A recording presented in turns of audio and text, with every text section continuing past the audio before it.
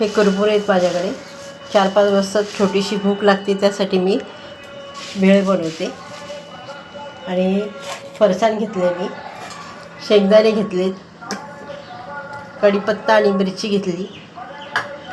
गॅसवर मी कढई ठेवली, त्याच्यात तेल घालते.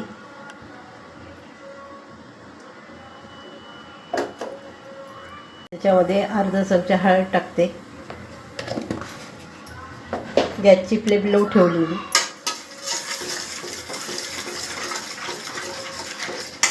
त्याच्यात हे कुरमुरे टाकून घेते.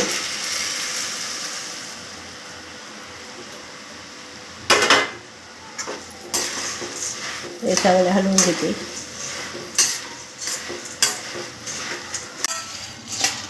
असे मी क्रिस्पी करून घेतलेत बघा.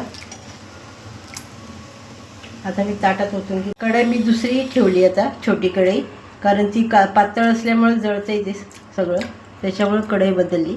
आता याच्यामध्ये थोडंसं तेल घालते.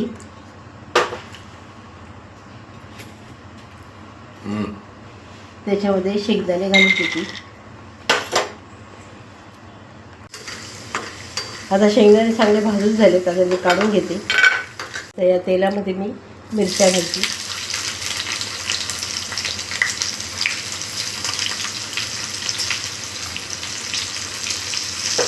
मिरच्या चांगल्या कडक झाल्यात. आता त्याच्यामध्ये चवीपुरतं मीठ घालते आणि कढीपत्ता टाकते. कढीपत्ता चांगला भाजून घेतला आहे, मिरच्या पण चांगल्या भाजून घेतल्या. आता गॅस मी बंद करते आणि ही फोडणी मी आता त्या कुरमुऱ्यावर ओतून घेते.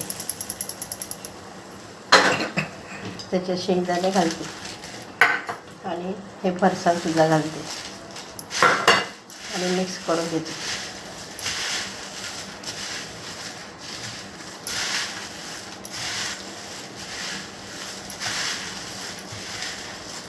रेसिपी आवडली असेल तर लाईक करा, शेअर करा, सबस्क्राईब करा. धन्यवाद.